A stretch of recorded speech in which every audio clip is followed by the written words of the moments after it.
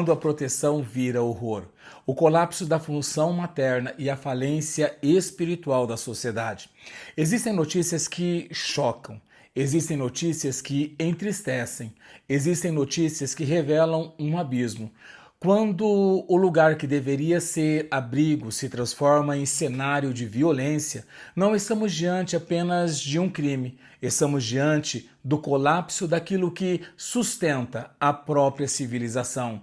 Uma mãe acusada de dopar a filha de 3 anos para satisfazer fantasias sexuais. Isso não é apenas perversão, é a ruptura da estrutura simbólica mais sagrada da humanidade, o cuidado. Hoje, não vamos apenas falar sobre um caso, falaremos sobre o que ele revela, sobre o que ele denuncia e o que ele exige de nós, de cada um de nós. O divã, a queda da função materna.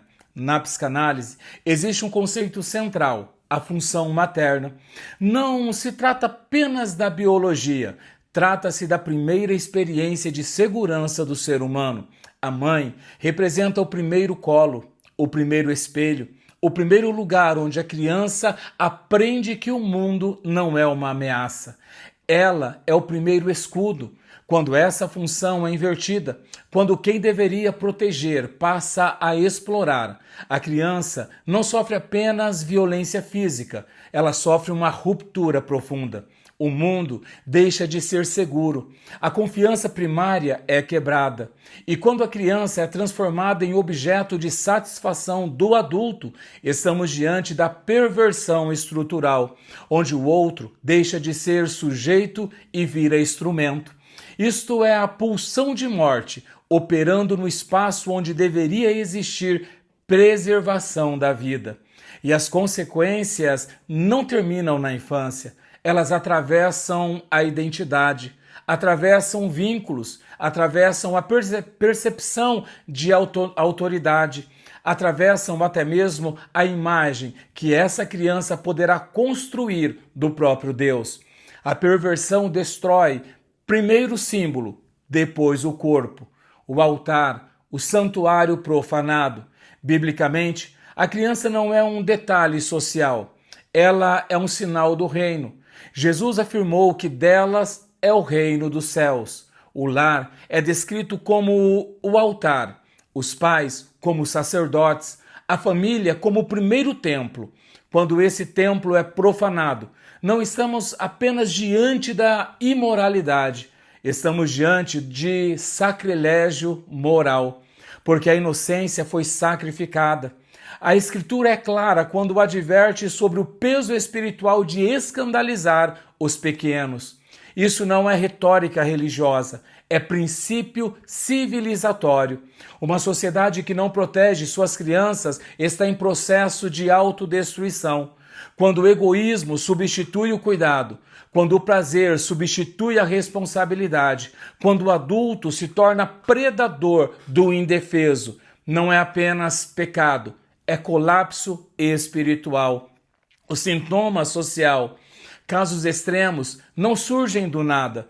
Eles são sintomas. Vivemos em uma cultura onde o desejo é exaltado acima do limite, onde a autoridade é defendida sem responsabilidade, onde o prazer é colocado acima do outro.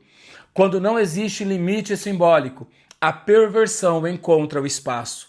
A função da lei, da ética e da fé não é oprimir, é conter a pulsão destrutiva. Sem limites, o ser humano se desorganiza. Sem transcendência, o ego se absolutiza. E quando o ego se torna absoluto, o outro vira objeto. E quando o outro vira objeto, a violência encontra uma justificativa, a ilusão da normalidade. Existe algo que precisa ser dito com clareza. Casos extremos não nascem de um dia para o outro. Eles crescem no silêncio, eles amadurecem na negligência, eles prosperam onde ninguém quer ver. Antes do escândalo, houve sinais. Antes da denúncia, houve comportamentos estranhos. Antes da prisão, houve omissões. A perversão raramente começa pública, ela começa privada, ela começa disfarçada, ela começa relativizada. Não é tão grave, é exagero. Não vamos destruir a família por causa disso. É assim, o mal ganha espaço. O problema não é apenas quem comete o crime, é o ambiente que não confronta, é a cultura que prefere reputação apesar ou para além da verdade. É a sociedade que se choca por alguns dias e depois esquece. Quando adultos perdem o senso de limite, quando o prazer é idolatrado, quando a moral é tratada como opressão, o resultado é sempre o mesmo. Os mais fracos pagam a conta. Proteger a criança não é opcional, é obrigação moral, é responsabilidade espiritual, é dever social, responsabilidade e vigilância. Não podemos tratar isso apenas como escândalo isolado. Precisamos perguntar: estamos atentos às nossas crianças? Estamos criando um ambiente seguro para elas?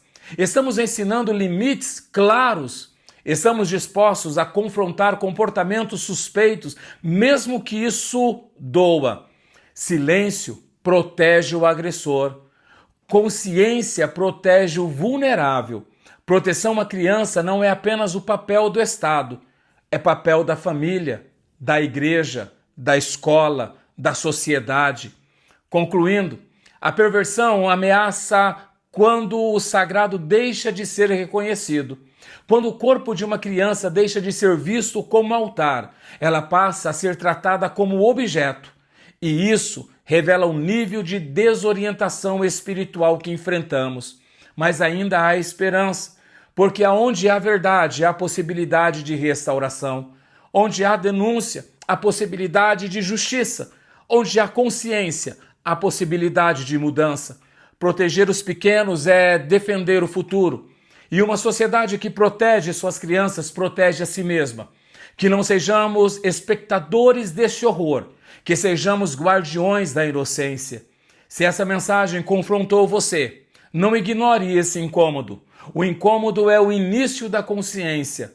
Nós não podemos normalizar o abuso, não podemos silenciar diante da perversão, não podemos proteger reputação acima de crianças. Se você acredita que a fé precisa ser a voz da proteção e não da omissão, curta esse vídeo. Isso faz com que essa mensagem alcance mais pessoas. Comente aqui embaixo, nos comentários: eu escolho proteger os pequenos, eu escolho proteger as crianças. Que essa não seja apenas uma frase, que seja um posicionamento. Compartilhe este conteúdo com líderes, pais, educadores, pastores, porque proteger a criança é responsabilidade coletiva. E se você quer continuar essa jornada entre o altar e o divã, onde a fé e a mente dialogam sem medo, inscreva-se no canal. Aqui não normalizamos o mal, nós confrontamos, analisamos e despertamos. Ative as notificações, porque a próxima reflexão pode ser exatamente o que a sua geração, a nossa geração, precisa ouvir para se levantar como uma voz profética e trazer vida no vale de ossos. Que Deus te abençoe, em nome de Jesus.